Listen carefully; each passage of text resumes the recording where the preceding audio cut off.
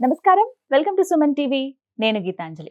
ప్రస్తుతం మనతో పాటు ఉన్నారు అరుణాచలంలో ఉన్నటువంటి నిత్యాగ్ని ఆశ్రమ నిర్వాహకులు శ్రీని గురూజీ గారు.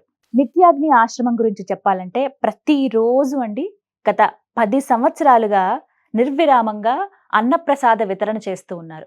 ప్రత్యేకించి మధ్యాహ్నం సమయంలో చూసుకుంటే 11:30 నుంచి 3:30 గంటల వరకు ముందుగా సాధు పుంగవులు ఎవరైతే ఉంటారో వారికి, అలాగే అన్నార్తులు కావచ్చు, అక్కడికి వచ్చేటువంటి పర్యాటకులు గాని, యాత్రికులు ఎవరైతే వస్తారో ఆ స్థలాన్ని సందర్శించేవారు వారికి ఇలా అన్నప్రసాద వితరణ చేస్తారండి. అత్యద్భుతమైనటువంటి అవకాశంగానే భావించాలి ఇది మనం. అలాగే గురువుగారు ప్రత్యేకంగా సర్వదేవతా హోమాలు నిర్వహిస్తూ ఉంటారు.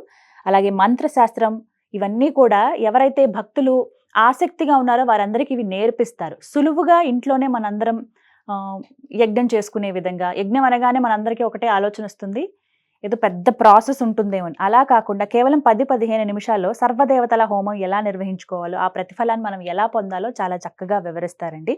ఇలా ఎంతో మందికి నేర్పించి భక్తి మార్గంలో నడిపించారని చెప్పడంలో అతిశయోక్తి కాదు. అలాగే శ్రీని గురూజీ గారు ప్రత్యేకంగా నిత్యాగ్ని ఆశ్రమం నుంచి ఎన్నో హోమ కార్యక్రమాలు కూడా నిర్వహిస్తూ ఉంటారు. ప్రతి సంవత్సరం దగ్గర దగ్గర ఒక 5-6 విశేషమైనటువంటి హోమాలు నిర్వహిస్తారు.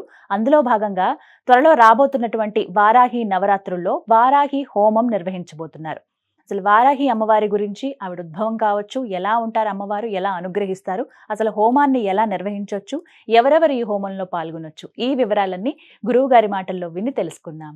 గురుగారు నమస్కారం అండి. ఎలా ఉన్నారు? చాలా సంతోషం అండి మిమ్మల్ని కలవటం చాలా రోజుల తర్వాత.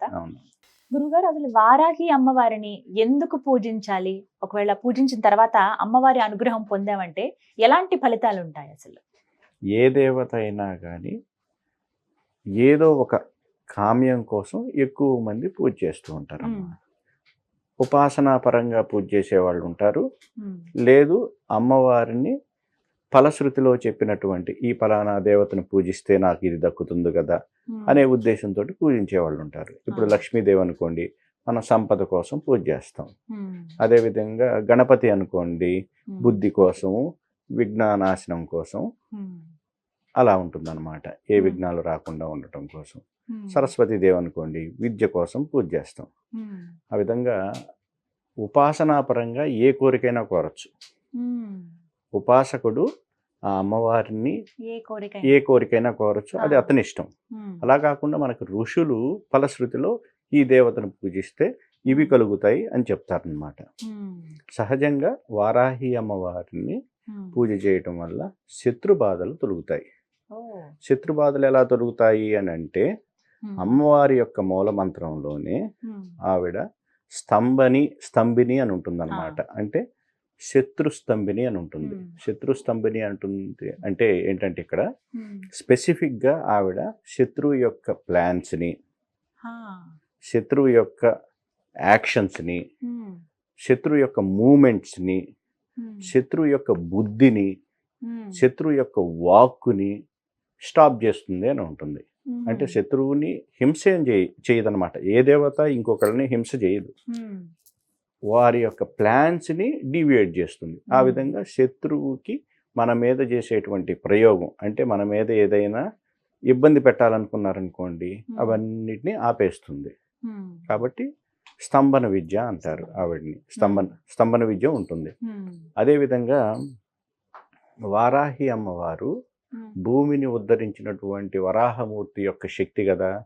కాబట్టి భూమికి సంబంధించినటువంటి అన్ని ఆస్పెక్ట్స్లో ఆవిడ హెల్ప్ చేస్తారనమాట.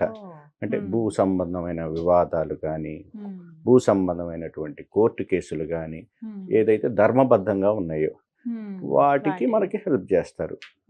అదేవిధంగా సమయేశ్వరి అని అమ్మవారికి పేరుంది.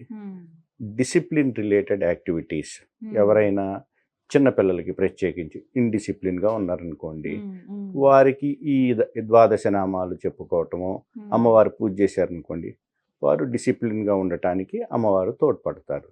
సంకేతాయ నమః అని అమ్మవారికి పేరుంది. స్ఫురణను కలగజేస్తారు అమ్మవారు. డెసిషన్ మేకింగ్స్ ఉంటాయి. రాజకీయ నాయకులు కానీ, పెద్ద పదవుల్లో ఉండేవాళ్ళు కానీ, లేదు ఒక డ్రైవింగే చేస్తున్నాం అనుకోండి, ఒక అడ్వర్స్ సిట్యువేషన్ వస్తుంది. ఆ సిట్యువేషన్లో మనం ఏం డిసిషన్ తీసుకోవాలి, లేదు ఒక పైలట్ నడుపుతున్నాడు అనుకోండి, వెదర్ బాగలేదు, ఒక డెసిషన్ తీసుకోవాలి, స్ప్లిట్ సెకండ్ డెసిషన్ ఉంటుంది. అప్పుడు ఆ స్ఫురణ కలిగించే దేవత. అదేవిధంగా విఘ్నాలను తీసివేస్తుంది, అరిజ్ఞేయ నమః అని ఉంటుంది. అదేవిధంగా దండనాదాయి నమః అని ఆవిడకి పేరుంది. ఇప్పుడు ఈ మిలిటరీలో ఉండేవాళ్ళు కానీ, లేదంటే పోలీస్ డిపార్ట్మెంట్లో ఉండేవాళ్ళు కానీ, వాళ్ళు చక్కగా పనిచేయటానికి ఆవిడ హెల్ప్ చేస్తుంది. అదే పెద్ద పొజిషన్స్లో ఉంటారు, వాళ్ళు ఆజ్ఞ చేస్తే పాటించాల్సిన పరిస్థితి ఉంటుంది.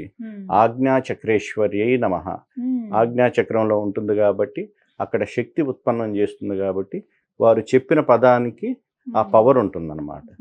ఇలా రకరకాల పద్ధతుల్లో ఆవిడ హెల్ప్ చేస్తుంది. అది కాకుండా ఆవిడ విష్ణుతత్వం కదా, కాబట్టి లక్ష్మి సంపదనిస్తుంది. ఆవిడ లక్ష్మీదేవి సంపద ఎలా ఇస్తుందో, ఆ సంపద నుంచి వచ్చేటువంటి విఘ్నాలను, సంపద రావటానికి విఘ్నాలను, సంపద పోకుండా ఉండేటందుకు విఘ్నాలను కూడా అమ్మవారు ఉపయోగపడతారనమాట. సహజంగా గణపతి ప్లస్ లక్ష్మి కలిపి పూజ చేస్తాం మనం. ఎందుకు చేస్తామంటే గణపతి విఘ్న నివారణ చేస్తాడు, అమ్మవారు లక్ష్మీదేవి ధనాన్ని ఇస్తుందని. ఇక్కడ కూడా అమ్మవారి యొక్క బీజమంత్రం చూస్తే గ్లౌమ్ అని ఉంటుంది. గ్లౌమ్ గణపతికి కూడా అదే బీజం. గమ్ అనేది కూడా గణపతి బీజం. గా లం అంటే గ్లౌమ్ అని. లం అనేది లక్ష్మీ బీజం, పృథ్వీ బీజం. లం పృథివ్యాత్మికాయై నమః అంటాం. ధరణి బీజం అన్నమాట, పృథ్వీ తత్వానికి సంబంధించింది. అమ్మవారు కూడా పృథ్వీ తత్వానికి సంబంధించింది, లక్ష్మీ తత్వానికి. ఆ గ్లౌమ్ బీజం వారాహి బీజం అన్నమాట. కాబట్టి అమ్మవారు ధనాన్ని కూడా ఇస్తారనమాట. అదే కాకుండా అమ్మవారు హలాన్ని మొసలాన్ని ధరించి ఉంటారు. అంటే ఎవరైతే వ్యవసాయానికి సంబంధించి వ్యవసాయ ఉత్పత్తుల్లో ఉండి వ్యాపారం చేసే వాళ్ళకి అమ్మవారు విశేషంగా అనుగ్రహిస్తారు. వ్యవసాయం చేసే ఫార్మర్స్కి కానీ, రైతులకు కానీ, లేదు వ్యవసాయ ఉత్పత్తులు అమ్మేటువంటి వారికి కానీ అమ్మవారు చక్కగా హెల్ప్ చేస్తారనమాట. ఇచ్చే ఫలితాల్లో వీరికి అవునండి, అవును. అలాగే కోర్టు సమస్యలు, అలాగే భూ వివాదాలు ఎవరికైతే ఉంటాయో వాళ్ళకి కూడా అమ్మవారు చక్కగా అనుగ్రహం అందిస్తుందని చెప్తారండి అమ్మవారు. అవునండి.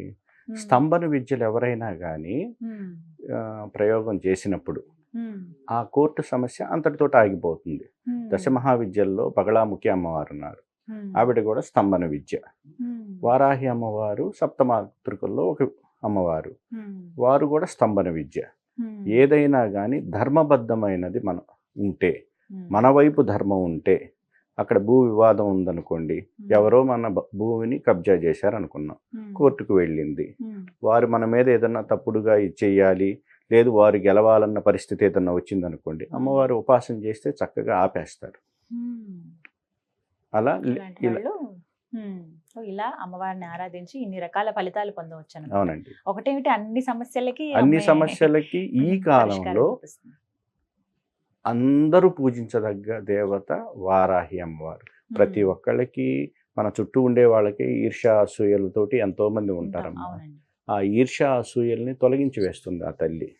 లక్ష్మిని ఇస్తుంది, విఘ్నాలను పోగొడుతుంది, మనలో ఉండే మందకుడితనాన్ని పోగొడుతుంది, మనకి స్ఫురణను కలిగజేస్తుంది, మనల్ని అన్ని వైపులన కాపాడేటువంటి తల్లి వారాహి మాత. విన్నారు కదా, మీరు కూడా ఎవరైనా వారాహి హోమంలో పాల్గొనాలి అనుకుంటే స్క్రీన్ పైన నెంబర్స్ ఇస్తామండి, మీరు సంప్రదించవచ్చు. అలాగే ఒక ఫామ్ ఉంటుంది, మీరు ఆ ఫామ్ ఫిల్ చేస్తే చాలు. పేరు, అడ్రస్, గోత్రము, కుటుంబ సభ్యుల పేర్లు, ఇవి చాలా ముఖ్యం. పిన్ కోడ్ కూడా అసలు మర్చిపోదు, ఎందుకంటే హోమం నిర్వహించుకున్న తర్వాత ఆ దివ్య ప్రసాదం మన ఇంటి దాకా వస్తుందండి. మీరు ఎక్కడ ఉన్నా సరే ఆన్లైన్లోనే మీరు చక్కగా ఎన్రోల్ చేసుకోవచ్చు. దానికి సంబంధించిన డీటెయిల్స్ అన్నీ కూడా నేను మీకు అందిస్తాను. మరీ ముఖ్యంగా వారాహి హోమం గురించి చాలామంది ఎన్నో ప్రశ్నలు అడిగారు, వారన్నిటికీ డీటెయిల్డ్గా ఇన్ఫర్మేషన్ ఇచ్చారు గురువుగారు. అసలు ఎందుకు చేసుకోవాలి, ఎటువంటి ఫలితాలు వస్తాయి, ఇవన్నీ చెప్పి. చాలామందికి ఆసక్తి ఉంటుంది కానీ ఎక్కడ జరుపుతున్నారనే విషయం తెలీదు. పాల్గొనాలనుకుంటారు కానీ ఎక్కడ, అంటే అది కూడా ప్రముఖమైన స్థలాల్లో అయితే అది ఇంకా శక్తి ఉత్పన్నం అవుతుంది అంటారు. అందులోనూ మరీ ముఖ్యంగా చెప్పాలి, నిత్యాగ్ని ఆశ్రమం అంటే ఎన్నో సంవత్సరాలుగా నడుపుతూ ప్రత్యేకించి ఒక అన్నపూర్ణగా ఉందనే చెప్పాలండి. ఎంతో మంది సాధు పుంగవులు ఎవరైతే ఉంటారో వారికి ప్రతినిత్యం వారికి భోజనాలు పెడుతూ ఉంటారు. మీరు వెళ్ళినా కూడా అరుణాచలం మీరు ఖచ్చితంగా వెళ్ళండి, నిత్యాగ్ని ఆశ్రమం అని. అక్కడే ఈ హోమం అనేది నిర్వహిస్తారు. మీరు ఇప్పటివరకు వెళ్ళి చూసినా, లేదంటే ఆ సమయానికి మీరే ప్రత్యక్షంగా వెళ్ళి హోమం దగ్గర కూడా కూర్చోవచ్చు. ఆ అవకాశం కూడా ఉంటుంది. రాలేని వాళ్ళైతే ఆన్‌లైన్‌లో ఎన్రోల్ చేసుకోండి. లైవ్ మీరు 3-4 గంటల పాటు ఆ హోమం జరుగుతున్నంత సేపు లైవ్ వస్తుంది కాబట్టి అది కూడా మీరు వీక్షించొచ్చు. ఇదొక గొప్ప అవకాశం అమ్మవారిని సేవించుకోవటానికి. మన కుటుంబ సభ్యులందరి పేరు మీద అక్కడ హోమం నిర్వహించడం అంటే అది మామూలు విషయం కాదు కదా! ఇది ఎన్నో సంవత్సరాలకో, ఎన్నో జన్మలకో మనం దక్కేటువంటి ఒక పుణ్య ఫలం ఇది. ఇందులో మీరు పాల్గొనాలి అనుకుంటే స్క్రీన్ మీద నంబర్స్ ఉన్నాయి. కాల్ చేయండి. నిత్యాగ్ని ఆశ్రమంలో జరిగేటువంటి ఈ వారాహి హోమంకి.